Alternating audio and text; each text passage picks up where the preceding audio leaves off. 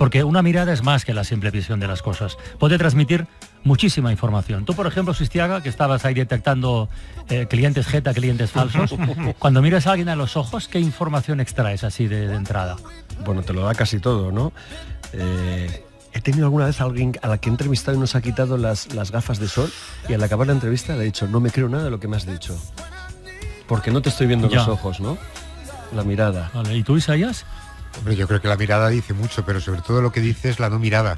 A mí me perturba mucho hablar con gente que no te mira a los ojos, que está mirando a otro sitio o que se está concentrando, y a veces los vemos aquí, ¿no? Sí, sí. Es un poquito inquietante. Yo creo que sí, ya igual nosotros hemos aprendido también a distinguir esas miradas entre la mirada perdida del que está pensando la respuesta, o la del que se ha perdido realmente, o la del que intenta evadirse, o la del tímido, o la de la valiente, o la del embustero, o la del jeta. Nos hemos sofisticado mucho a leer las miradas con la pandemia. Claro. Cuando llevábamos las mascarillas lo teníamos que expresar todo con los ojos. Todo esto juega en un nivel, diríamos, luego está lo básico, que es tener una mejor o una peor visión. Y qué importante resulta, como en tantas otras cosas de la vida, si hay problemas, enterarse pronto, porque la detección precoz de lo que sea es siempre el primer paso de la curación. Por ejemplo, un niño, incluso un bebé, ¿a partir de qué edad podemos detectar si tiene alguna alteración en la vista? Si no ve bien de cerca, si no ve bien de lejos, o si no distingue los colores, que también puede pasar. Bueno, pues hoy toca milagro, aunque los milagros, a pesar de que no existen, en La Ventana se producen en el territorio de los revolucionarios. Feliz, y además has hecho una introducción maravillosa, pero te ha faltado una cosa que a mí me explotó un poco la cabeza cuando me lo contaban, y es cómo sabe el bebé, no te digo de medio año, pero de un año, año y medio, que lo que ve no está bien, no es lo que es decir, que no ve bien. Me acaba de explotar a mí también. Quiere decir, claro, él cómo va a decirte no veo bien, si para él eso es ver bien, hasta que no alguien le dice, hombre, pero ¿qué número ves aquí? O sea, puede tardar mucho, o que ese color no es el color que tú le estabas apuntando. O un niño de 5 años, vamos. Es decir, que no es tan sencillo. Por eso hoy tenemos dos revolucionarios multipremiados, llevan más de 10 premiazos muy importantes, y que nos enseñan cómo la medicina, de la mano de la tecnología bien llevada, puede darnos avances tremendamente significativos. Antes de saludarlos, déjame que os los descubra con la ficha técnica en menos de un minuto. Nombre: Dive Medical. Año de creación: 2020. Sector: Health Tech. Titular: El dispositivo que sabe cómo ve tu bebé. En una frase: que mediante una plataforma tecnológica son capaces de detectar problemas visuales en cualquier paciente desde los 6 meses de vida, utilizando una tecnología de seguimiento de la mirada combinada con inteligencia artificial. Acceso vía página web www.dive-medical.com. Inversores: cerca de 3 millones de euros, de los cuales 1,85 millones provienen de financiación pública y 900.000 de financiación privada o proyectos sponsorizados. Hoy, en La Ventana, Victoria Puello y Diego Gutiérrez, revolucionarios y fundadores de Dive Medical. En los estudios de Radio Zaragoza, Victoria, Diego, buenas tardes. Hola, bienvenidos a La Ventana, ¿cómo estáis? Gracias. A ver, lo primero, Victoria, para que nos acabemos de situar, que Pipa lo ha hecho muy bien, pero para completar un poco el retrato, como oftalmóloga pediátrica, que hasta ahora, ¿cómo podíamos saber que nuestro hijo pequeñito de 6 u 8 meses veía bien? ¿O no lo sabíamos en realidad? Sí, realmente habéis dado en el clavo, o sea, es el principal reto ya, ¿no? Como oftalmólogo pediátrico, como padre, ¿no? Saber si nuestro bebé ve bien o no, ¿no? Porque tal y como habéis dicho, realmente un niño nunca va a decir que no ve bien, no siempre ha visto así, para él eso es lo normal, de manera que muchas veces cuando los padres se dan cuenta, pues es ya muy tarde y os sorprenderíais lo bien que se puede defender un niño con muy poquita visión, de manera que muchas veces pasa muy desapercibido mucho tiempo. Perdona, Pipo, y la importancia de detectar eso precozmente, quiero decir, estoy pensando, no sé, el ojo vago. A eso iba. ¿Vale? Claro. Por no ir a algo más. El ojo vago. ¿Qué diferencia hay entre detectarlo, yo que sé, a los 3 años o a los 8? Claro, la importancia es crucial. Pensad que cuando nacemos nuestro cerebro es muy plástico, es capaz de aprender todo, de modificar todo, pero eso se va perdiendo, no llega a desaparecer, ¿no? Pero se va perdiendo rápidamente con la edad. De manera que, como el que habéis dicho, es un muy buen ejemplo, el ojo vago. Realmente tú puedes ser un ojo vago por un problema solucionable, pues que se pudiera solucionar con gafas. De manera que si lo detectamos en un niño, imaginaos, a los 2 años de edad, pues es posible que recupere incluso el 100% de la visión y que simplemente con eso tenga una visión óptima en los dos ojos. ¿Y si es a los 6 o a los 8? Eso es, ese mismo problema detectado, por ejemplo, a los 8, pues es posible que no recupere ya nada de visión y que se quede con una visión pues del 10%, por ejemplo, con ese ojo. Claro, es una diferencia crucial, porque esa visión es ya para toda la vida. ¿Vale? Eso, entonces, claro, cuando hablamos de un ojo siempre pensamos que tenemos otro por si acaso, pero es que estos problemas pueden ser bilaterales, ¿no? Y pueden ocurrir en los dos ojos a la vez. Imaginaos las consecuencias de esto. Y eso significa que hasta ese momento, o hasta el momento que ahora contaremos, cuando vosotros ponéis a trabajar, para ver si un ojo era vago o no, jugabais con el boli o algún tipo de elemento parecido, pero con poca ciencia, vamos a decir. Sí, realmente, a pesar de la cantidad de avances tecnológicos que ha habido en los últimos años en medicina, la oftalmología infantil o la exploración de la visión infantil se ha quedado un poco atrás. Para que entendáis un poco lo que hacemos los oftalmólogos es les enseñamos unos estímulos que a veces es un muñeco o unos dibujos de rayas blancas y negras y observamos, o sea, de un modo totalmente subjetivo, cómo reaccionan o cómo dirigen la mirada.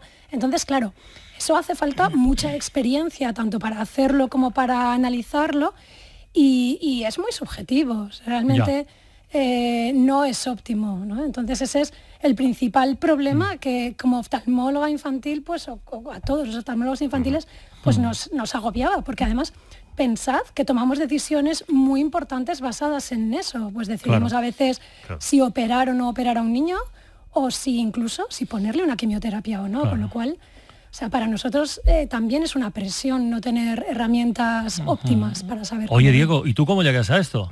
Un Porque, Tinder, les montaron un Tinder. Lo de Victoria lo entiendo, pero ¿tú cómo llegas a esto? Bueno, había un cierto interés por mi parte y por parte de mi grupo de investigación de trabajar en algo que pudiera tener un impacto en la sociedad, ¿no? Y en temas de visión, sobre todo. Y bueno, pues al final alguien nos puso en contacto, a Victoria y a mí, y comenzamos a hablar. Y Victoria me presentó este problema, que claro, era un problema que yo no conocía, no sabía ni que existía. Y bueno, era un problema muy interesante que nos daba la oportunidad de investigar y de desarrollar algo, como digo, con un impacto directo en la sociedad. Era demasiado estimulante como para no lanzarnos. Hubo muy buena relación enseguida entre Victoria y su equipo y nosotros, y nada, a partir de ahí empezamos a trabajar. ¿Pero qué solución te sacas de la manga para conseguir esto? Porque esto? él es ingeniero informático, con lo cual, doctor en ingeniería informática, con lo cual tenías que buscar algo que impresionara un poco. Sí, bueno, de la manga pocas cosas. Lo primero que había que hacer era entender el problema. Es fundamental para proponer una solución. Entonces, en este caso había dos problemas que los ha contado Victoria. Uno, el hecho de que tuvieran que utilizar muñecos y estímulos para provocar una respuesta en el bebé, y otra, la propia interpretación subjetiva de esa respuesta. Entonces teníamos que dar dos soluciones a dos problemas distintos. Y el primero, al menos la tecnología a utilizar parecía relativamente clara. Podíamos intentar utilizar dispositivos de seguimiento de la mirada que dicen dónde está mirando exactamente una persona. Que dicho sea de paso, eso se usa en técnicas y tecnología de marketing y de venta en Internet, para saber si algún usuario mira en una página web en un lado o en otro, igual que miramos en un escaparate. Exacto. La dificultad es que toda la tecnología está pensada para adultos, y con la mirada errática de un bebé, pues todo se complica un poquito más. Y el segundo problema era, una vez tienen los datos, analizarlos.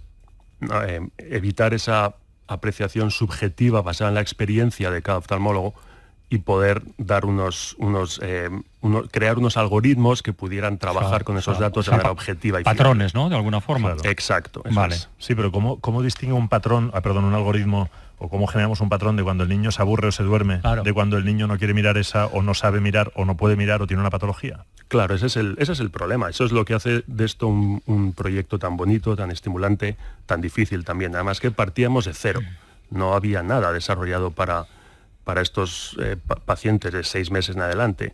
Entonces lo que se hace, pues como todo, se trabaja poquito a poco, primero con problemas un poco más controlados, donde a lo mejor sabemos la solución en adultos, empezamos a comparar los datos que capturamos con la solución que nuestros algoritmos predicen, la comparamos con estas grand truths que tenemos de adultos, y cada vez vamos complicando un poquito más, vamos metiendo más variedad en las patologías que podemos tratar, vamos complicando y refinando más los algoritmos, pero es un proceso muy iterativo, de ensayo y error, de seguir trabajando, de probar cosas y estrategias que en papel son geniales, pero luego no funcionan.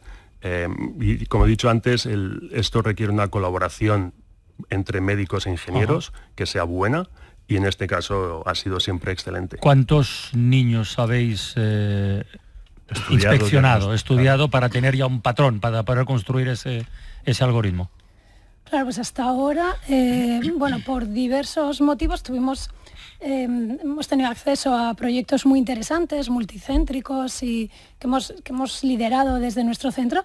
Y en este momento pues estamos ya en los 6.000 niños. Entonces, claro, esto nos ha dado acceso a muchísimos datos que nos han enseñado un montón. Y por lo tanto, vuestro sistema está homologado, digamos. Sí, vale. En este momento tenemos el marcado CE, la certificación que hace falta en Europa para poder utilizarlo con fines clínicos, que claro, o sea, cuando hablamos de dispositivos médicos, por supuesto, pues hay que seguir una legislación muy estricta, y sí.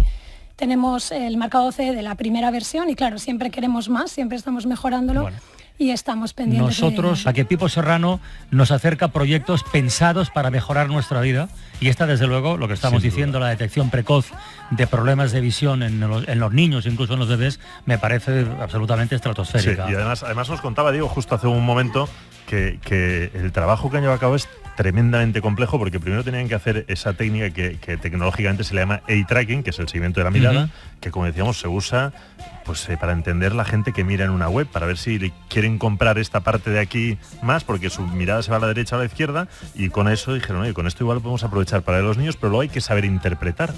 Y entonces esa manera de iterar para encontrar respuestas y patrones, es decir, cuando el niño mira para acá, y entonces Victoria dice, tiene miopía, porque yo no sé si vosotros habéis sido miopes o no. Yo soy miope, pero no sé si sois miopes o lo habéis sido, y si por decir algo os enterasteis tarde o pronto. Bueno, yo soy miope y me enteré a los 12 o 13 años, por ejemplo, porque dio la casualidad de que en los primeros cursos estaba situado en la primera fila, en la segunda, y yo creía que veía bien, me enteraba de todo, hasta que llegó un curso en que me pusieron en la última fila, no veía nada, y pregunté a mi compañero, oye, ¿tú ves algo? Él veía perfectamente, y ya fui al oftalmólogo y me puse gafas. Esto, Victoria, debe ser muy frecuente, ¿no? En esos 6.000 niños que decíais que habéis inspeccionado ya, casos como el de Isaías, en fin, dolencias, problemas que no se han detectado tempranamente, debéis haber conocido un montón, me imagino. Claro, sí, es muy frecuente, realmente es muy frecuente que los niños ya se den cuenta pues cuando empiezan a fallar en el cole, o cuando ya tienen edad para que veas que no ven exactamente igual que tú. Y casos tenemos de todo, tenemos pues casos así como el que contáis, de niños que no sabían que veían mal, pues los metimos en el programa y se detectó, y eso pues claro acelera que se derive al oftalmólogo, que es quien realmente tiene que diagnosticar y tratar. Y tenemos casos contrarios, tenemos niños, pues, por ejemplo, un niño recientemente mayor ya de 13 o 14 años que tenía pues una parálisis cerebral, no colaboraba nunca para ninguna exploración, y siempre se habían pensado sus padres que no veía, no utilizaban el contacto visual, pues porque realmente pensaban que no veía bien. Y entonces lo que vimos es todo lo contrario, que veía perfectamente, que bueno, por no mentir, tenía un daltonismo igual que su padre, y que entonces también es bueno en este sentido, ¿no? Porque al final utilizas ese canal visual un poco como medio de comunicación, si sabes que funciona. Es que eso está en la línea de lo que decía Carlas, que no todo es la visión, en ocasiones es la mirada, y a vosotros la mirada os ha dado mucha más información de la que queríais inicialmente, en este caso con un tema que también puede ser neurológico, y habéis avanzado mucho más, que es bestial, no es solo una miopía. Sí, así es. Poco a poco nos hemos ido dando cuenta del potencial de la tecnología que hemos ido desarrollando, ¿no? Y efectivamente hay enfermedades neurológicas cuyos primeros indicios se materializan precisamente en aspectos de la mirada que nosotros sabemos medir, controlar y objetivizar muy bien. Por ejemplo, la estabilidad de la mirada, o el control, el seguimiento que le hace a un estímulo móvil, ¿no? Entonces, efectivamente, ahora estamos explorando esa vía que no contábamos con ella cuando empezamos, y yo siempre digo que lo más excitante de la ciencia es lo que no puedes prever, ¿no? Las cosas que van sucediendo. Hay, por ejemplo, ahora un centro en el País Vasco que está probando nuestra tecnología para estudiar la evolución del Parkinson y la respuesta al tratamiento a esa enfermedad. En adultos también. En adultos también. Y no solo eso, porque habéis atacado, habéis descubierto, habéis podido investigar autismo, Alzheimer también en adultos. Sí, realmente en el autismo siempre se ha sabido que tienen una forma de mirar diferente, ¿no? Que tienen interés por puntos diferentes de una imagen, o que miran de una manera diferente.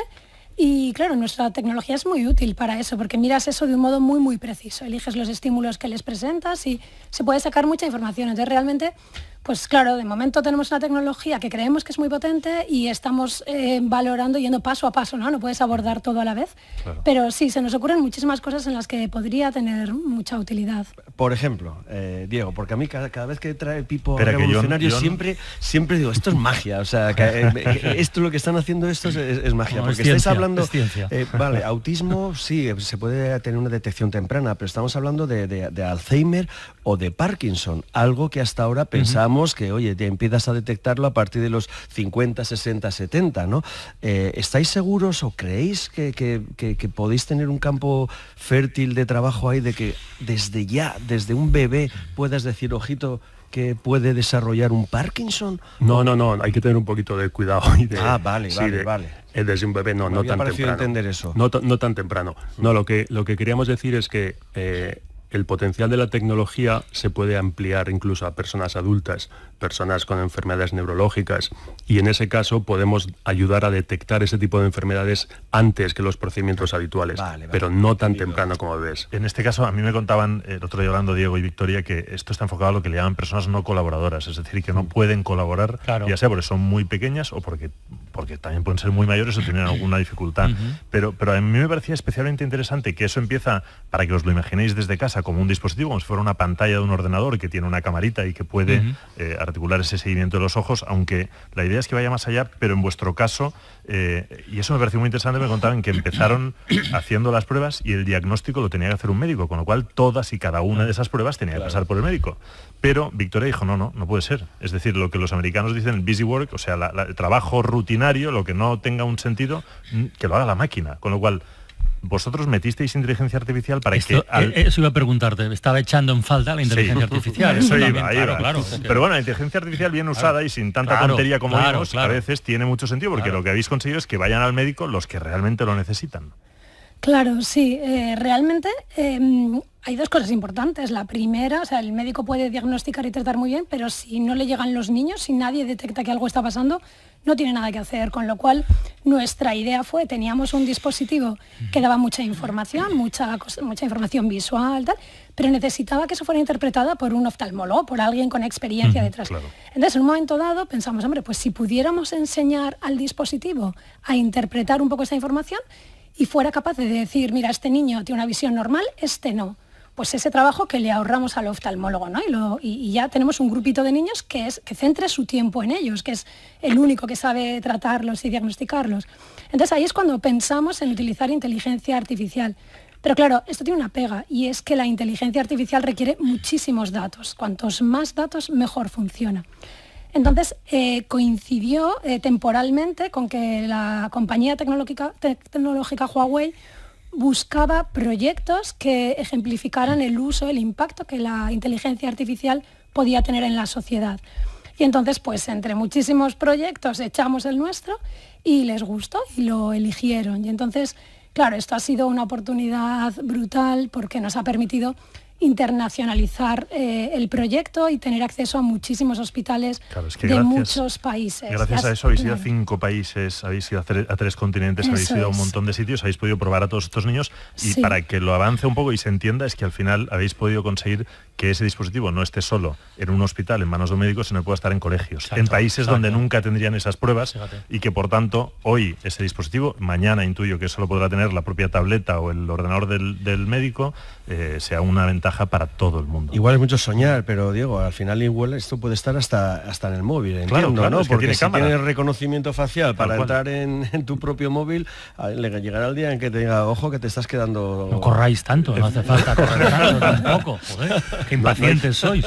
No hay que correr, pero está bien tener miras, ¿no? y objetivos a futuro. Y efectivamente ese es uno de los grandes objetivos, ¿no? El poder, digamos, democratizar esto, acercarlo más al usuario, que la tecnología al final sea lo más transparente posible y desde luego si puede estar integrada en un móvil, hoy por hoy es la tecnología de más fácil uso y más establecida, ¿no? Y desde luego vamos hacia ahí, hay una serie de retos tecnológicos importantes, no es algo que vaya a suceder pasado mañana, pero vamos hacia esa dirección, sí. Fenomenal. Diego Gutiérrez, Victoria Apoyo, revolucionarios, fundadores de Dive Medical, muchísimas gracias por estar en La Ventana, de verdad, ¿eh?